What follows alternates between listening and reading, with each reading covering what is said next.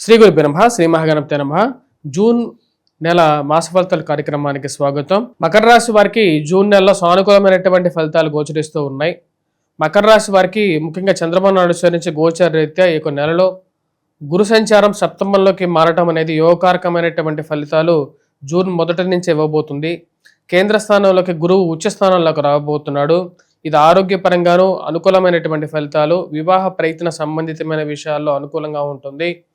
అదేవిధంగా ఈ రాశి వారికి వచ్చేటప్పటికి నూతన ఉద్యోగ ప్రయత్న విషయాల్లోనూ అనుకూలంగా ఉండటం, దూర ప్రాంత ప్రయాణ సంబంధితమైన విషయాల్లో సక్సెస్ అంటే ప్రయాణం చేయటం ద్వారా కొంచెం అనుకూలంగా ఉండటం, ట్రాన్స్ఫర్స్ రిలేటెడ్ ఇష్యూస్లో కూడా అనుకూలమైనటువంటి ఫలితాలు ఎక్కువగా పొందగలుగుతారు.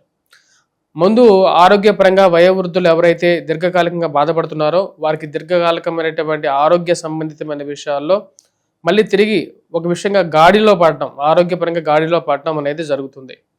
రాశిలో ఉండేటువంటి వారికి జూన్ నెలలో మెయిన్గా వచ్చినప్పుడు మనం గమనించినట్లయితే 1 నుంచి 15వ తారీఖు వరకు రవి యొక్క స్థితి అంత సానుకూలంగా లేదు.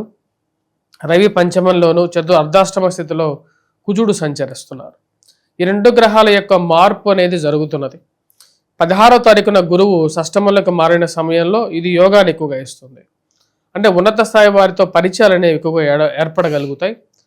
హై పొజిషన్లో ఉన్నటువంటి వారితో, స్త్రీలతో కానీ పురుషులతో కానీ సత్సంబంధాలు ఏర్పరచుకొని పరిచయాలు ఏర్పడటం, తద్వారా చేయాలనుకున్నటువంటి పని మీద దృష్టి సారించగలుగుతారు. ఏదైతే పని చేయాలనుకుంటున్నారో దాని మీద ఎక్కువగా దాన్ని వినియోగించుకోవడానికి ఎక్కువగా అవకాశం అనేది కనపడుతుంది. నూతన ఉద్యోగ ప్రయత్న విషయాల్లో అనుకూలంగా ఉండటం, అనుకోకుండా ఒక పదవి వచ్చి వరించటం అనేది ఒక మంచి పనిగా చెప్పచ్చు.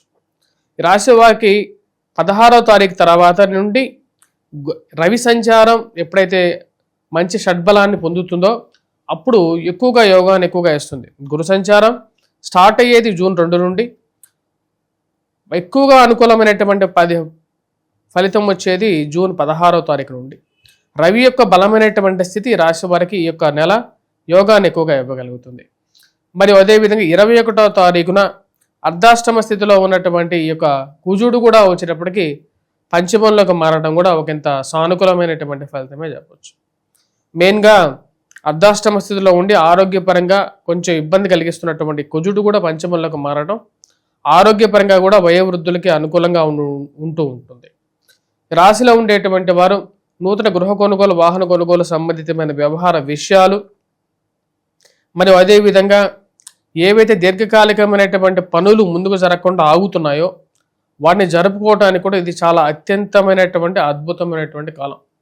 ఎందుకంటే గత సంవత్సరాంతము గురువు షష్టమంలో సంచారం చేస్తూ ఎన్నో తిప్పలు పెడుతూ ఉన్నాడు. అదేవిధంగా వచ్చినప్పటికీ ఎన్నో కష్టాలు కలిగిస్తూ ఉన్నాడు. కానీ ఇప్పుడు గురువు సాక్షాత్ సప్తమంలోకి ఉచ్చస్థానంలోకి వచ్చాడు. ఇది అన్ని వర్గాల వారికి అంటే విద్య, వైద్యం అన్ని విధాలుగా పనిచేస్తున్నటువంటి వారు ఫైనాన్షియల్గా కూడా ఒక మంచి ఎదుగుదల కూడా చూడగలిగినటువంటి ఒక సమయంగానే చెప్పవచ్చు.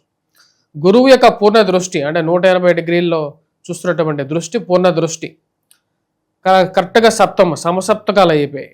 ఇక సప్తమంలో చూస్తున్నటువంటి దృష్టి ఎక్కువగా యోగాన్ని ఎక్కువగా ఇవ్వగలుగుతుంది. కేంద్ర స్థానంలోకి గురు సంచారం జరుగుతున్నది. ఇది పూర్తి యోగాన్ని ఎక్కువగా ఇస్తుంది అన్నమాట. ఈ యొక్క విషయంలో మెయిన్గా వివాహ విషయాల్లో చాలా వరకు అనుకూలమైనటువంటి స్థితిలోకి మారుతూ ఉంటాయి. ఈ రాశిలో వారికి జూన్ 2 నుంచి రాబోతున్నటువంటి సంవత్సరాంతము గురువు సప్తమంలో అక్టోబర్ 31వ తారీఖు వరకు కూడా సంచరిస్తూ ఉంటుంది. ఆ సమయంలో ఈ రాశి వారికి మెయిన్గా విద్యార్థులకు కూడా అనుకూలంగా ఉండటం, స్కూల్ మేనేజ్మెంట్ విషయంలో పనిచేస్తున్నటువంటి వారు, స్కూల్ విషయాల్లో పనిచేసేటువంటి వారు, పుస్తక షాపుల్లో పనిచేస్తున్నటువంటి వారు, ముద్రణ రంగంలో ఉన్నటువంటి వారు, ప్రింట్ అండ్ ఎలక్ట్రానికల్ మీడియా రంగంలో ఉండేటువంటి వారికి, మరియు అదేవిధంగా బంగార వృత్తి చేతి పని వారు, టీ స్టాళ్ళు రన్ చేసేటువంటి వారు, హోటల్స్ రన్ చేసేటువంటి వారు, వీరందరికీ కూడా చాలా అనుకూలమైనటువంటి ఫలితాలు ఎక్కువగా పొందగలుగుతారు. అదేవిధంగా ముఖ్యంగా విద్యార్థులకు కూడా ఈ యొక్క సమయం చాలా అనుకూలమైనటువంటి సమయం. ఎందుకంటే తృతీయంలో శని చాలా బలమైనటువంటి స్థితిలో శని ఉన్నాడు. ఇక్కడ గురువు కూడా వచ్చేటప్పటికి సప్తమంలోకి సంచారం చేస్తున్నాడు. కానీ ఈ రాశిలో ఉండేటువంటి వారు మెయిన్గా కొన్ని విషయాల జాగ్రత్తలు అనేవి కూడా తీసుకోవాలి.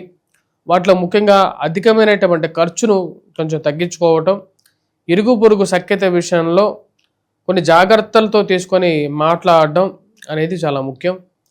భయాందోళనకు గురవ్వాల్సినటువంటి విషయం లేదు అని మీకు మీరే తెలుసుకునేటువంటి పరిస్థితి అనేది ఏర్పడుతుంది. ఈ రాశిలో ఉండేటువంటి వారికి మెయిన్గా కుజుడు కూడా అంత సానుకూలంగా లేడు కాబట్టి 21వ తారీఖు వరకు కొంచెం జాగ్రత్తలు అనేవి తీసుకోవాలి.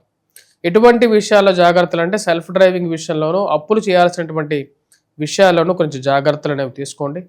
కంట్రోల్డ్గా అప్పులు చేసేటువంటి విషయంలో కూడా కంట్రోల్డ్గా ఉండడానికి ఎక్కువగా ప్రయత్నం చేయాల్సినటువంటి ముఖ్యమైనటువంటి సూచన. రాశిలో ఉండేటువంటి వారు ఉద్యోగపరంగా నూతన ఉద్యోగ ప్రయత్న విషయాల్లో విజయాన్ని సాధించడానికి ఎక్కువగా అవకాశం అనేది గోచరిస్తూ ఉన్నది. ఈ నెల మిమ్మల్ని మీరు చేస్తున్నటువంటి ప్రయత్నాలకి సఫలీకృతం అవ్వడానికి ఒక మంచి అవకాశం కలిసి రావటం, అది మానసికమైనటువంటి ఆనందానికి గల కారకంగా ఉంటుంది.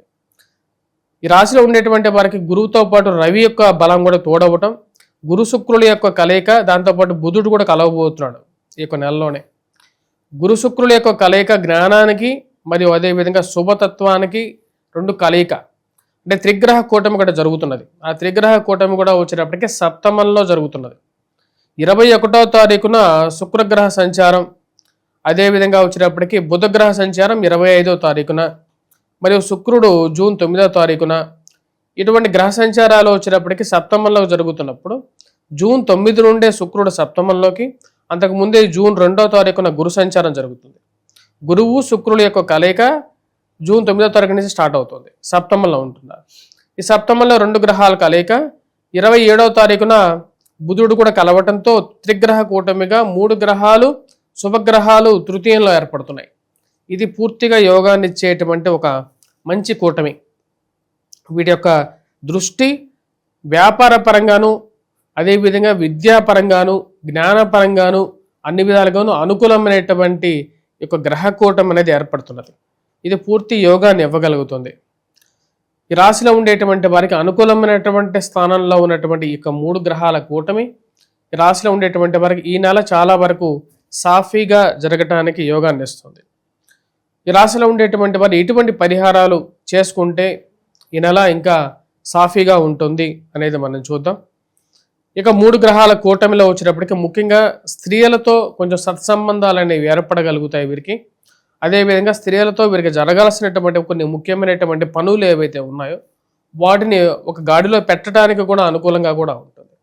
ఎటువంటి పరిహారాలు చేసుకోవాలి అంటే ముఖ్యంగా వచ్చేటప్పటికి రాశిలో ఉండేటువంటి వారు దుర్గాదేవిని ఎక్కువగా పూజించడం, మరియు అదేవిధంగా అమ్మవారికి చండీ హవనం కానీ లేకపోతే కుంకుమార్చన కానీ చేసి ఆ కుంకుమను ధరించండి. అదేవిధంగా వచ్చేటప్పటికి ఈ రాశిలో ఉండేటువంటి వారు హనుమాన్ చాలీసా పఠించండి, హనుమాన్ దేవాలయ దర్శనం చేసుకోండి, ప్రతిరోజు సింధూరాన్ని పెట్టుకోండి. ఇది ఎక్కువగా యోగాన్ని ఇస్తుంది. 15వ తారీఖు వరకు ఈ రాశిలో ఉండేటువంటి వారు సూర్యారాధన చేయటం, సూర్యుడికి అర్ఘ్యాన్ని సమర్పించడం అనేది ఎక్కువగా సానుకూలమైనటువంటి ఫలితాలు ఇవ్వగలుగుతుంది. స్వస్తి.